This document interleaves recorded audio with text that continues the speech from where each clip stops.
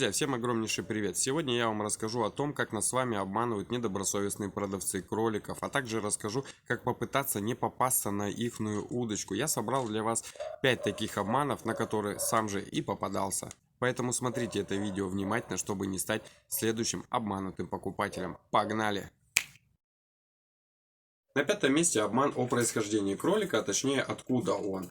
К примеру, возьмем условно город Иркутск, возьмем продавца Васю, который в свое время брал кроликов у какого-нибудь Коли, наплодил их и начал продавать. Вы звоните такому продавцу, он вам говорит, что кролики московские.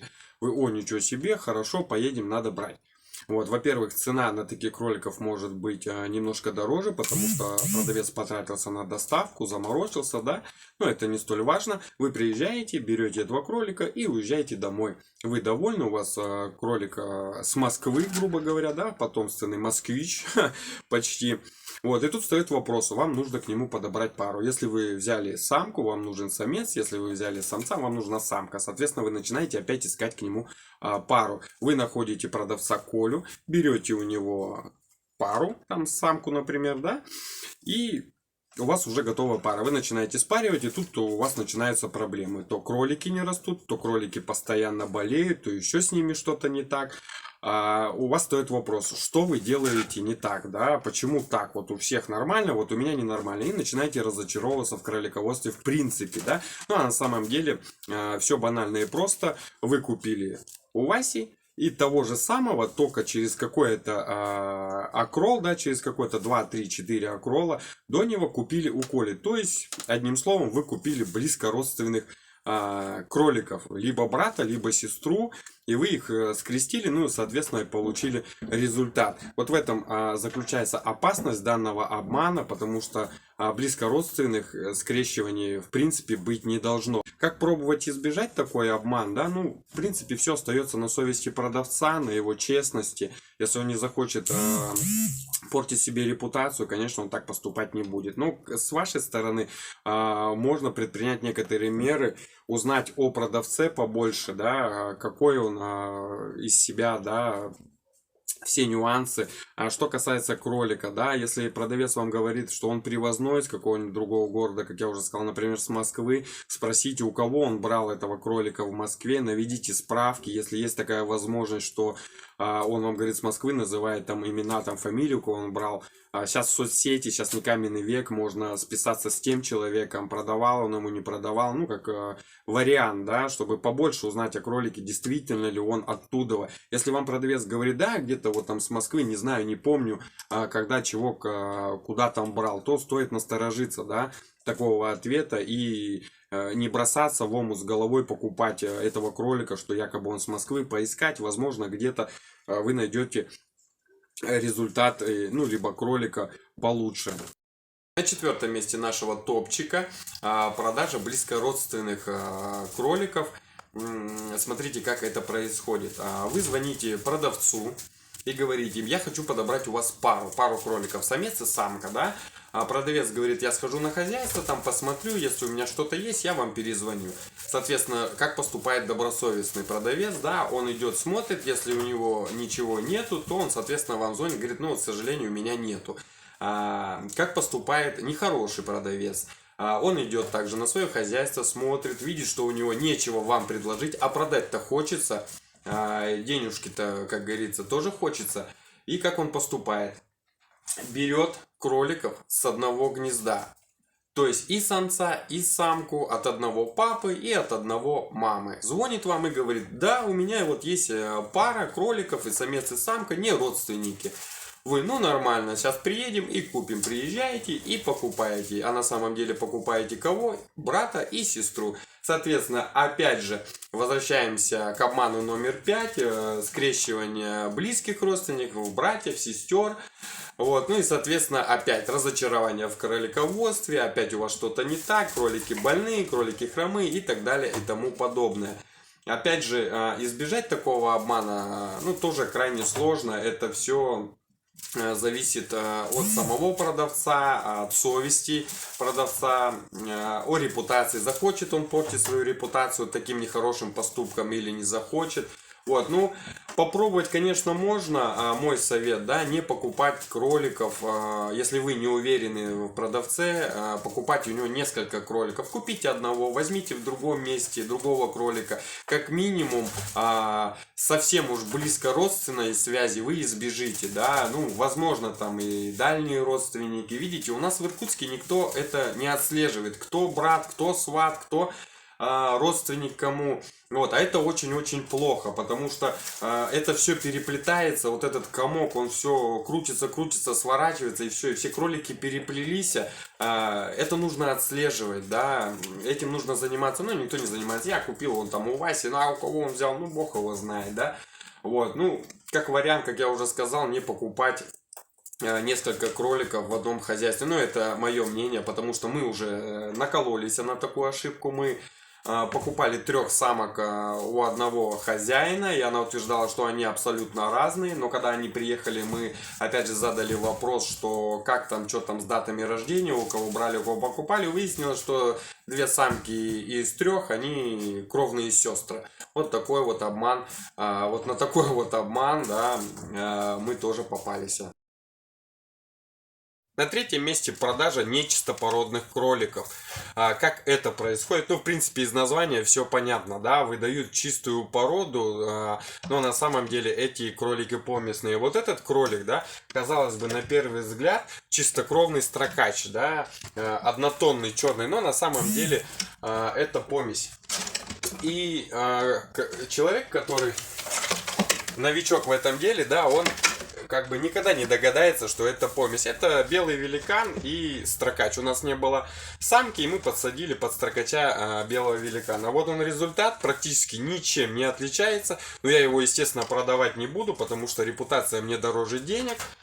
Вот, но многие поступают именно так. И кролики маленькие, они очень-очень похожи, да, те же белые великаны. Ну, много пород, которые схожи, когда они маленькие, да.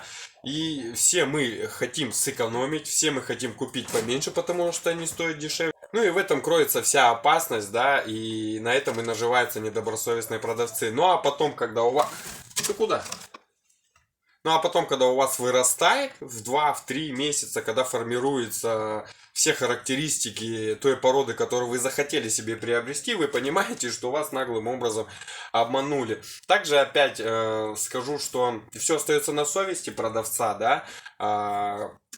Если он не захочет портить себе репутацию, он и не продаст вам никакого помесного кролика, а только чистопородного. Вот. Ну и еще мой совет: не покупать маленьких крольчат. Не покупать, да, где-то покупать в 2-3 месяца, когда кролик уже более-менее сформировался, и вы можете увидеть все характеристики породности, которые присущи этому кролику, и уже точно не попадетесь на обман таких вот нехороших продавцов.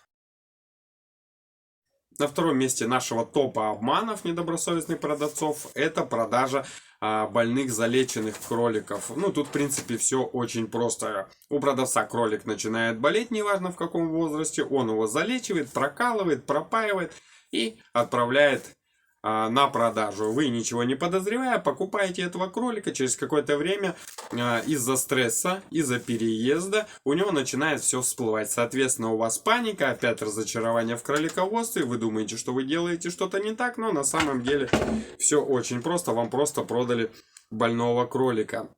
Опять же, вернемся к совести продавца, к потере его репутации, чтобы этого не произошло.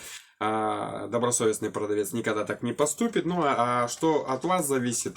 Ну, я думаю, мало что зависит от вас, да, потому что, исходя из личного опыта, могу сказать, да, мы покупали кролика, он был абсолютно чист, он был абсолютно хорош.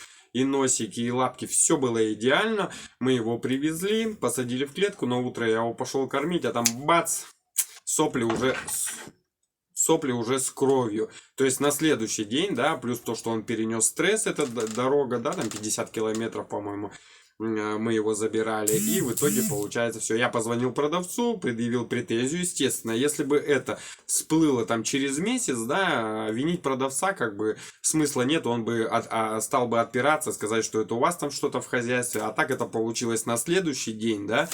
Вот, и я ему позвонил, и он признался, да, он там немножко чихал, мы его там прокапали. То есть человек заведомо заранее знал, что он продает больного кролика, и он это как бы не скрывал. Ну, потом мы с ним сговорились, он вернул нам деньги, потому что зачем мне такой кролик, да, больной. Поэтому... Друзья мои, если вы купили кролика, обязательно садите его в карантин, ну и первое время наблюдайте, потому что именно пока кролик сидит в карантине, вот этот стресс и так далее, если кролик залеченный, больной или есть какие-то у него изъяны, то они обязательно вылезут. Ну и первое место нашего топа обманов занимает обман занижением возраста. Как это происходит? Например, у вас есть помет там 5, 6, 7 кроликов, да, и 1-2 там заболевает, например, вздутие, либо... Ну, еще какая-нибудь болезнь, например, запор. Соответственно, его нужно лечить. И могу сказать из практики, да, это не проходит 1 день, 2 дня. У меня в среднем тоже вздувались все кролики, у меня уходило около недели. Помимо того, что я их колол, поил, я еще их гонял, да, чтобы они бегали, чтобы желудок заработал. А это время. И пока я лечу этого кролика, все остальные кролики, они растут, они набирают вес, массу и так далее, да. И могу сказать из практики, что тот кролик, который переболел, уже не будет таким крупным, таким мясистым, массивным, как те, которые не болели, да. Вот. Если сравнивать по весам, например, в 5 месяцев нормальные кролики будут весить 5 килограмм, к примеру, да, то этот кролик будет весить 4. И что происходит? Если тех кроликов, которые здоровы в 5 месяцев, с ними все хорошо, я могу продать как 5-месячных, этого я продаю как 4 месяца. У него вес, например, 4 килограмма в 5 месяцев, я его продаю как 4-месячный. Все. Но... В чем обман?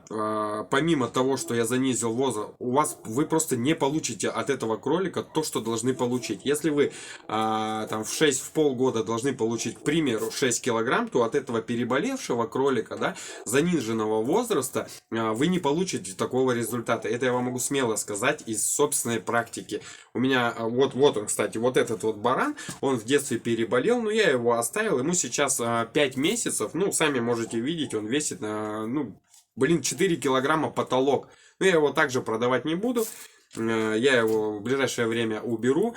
Чем грозит такой обман, да, я уже сказал, это то, что вы не получите того результата, которого хотите. Опять же, разочаруетесь в кролиководстве, в самом, да, в самих кроликах, как бы, это не есть хорошо, особенно для новичка. Новичок должен влюбиться в кролиководство, да, и на первых порах у него абсолютно должно быть все идеально. Если у вас начинается все очень плохо, вы разочаруетесь в кролиководстве, да, но это тоже не есть хорошо. Как попробовать избежать, да, такого обмана? Не покупайте маленьких кроликов.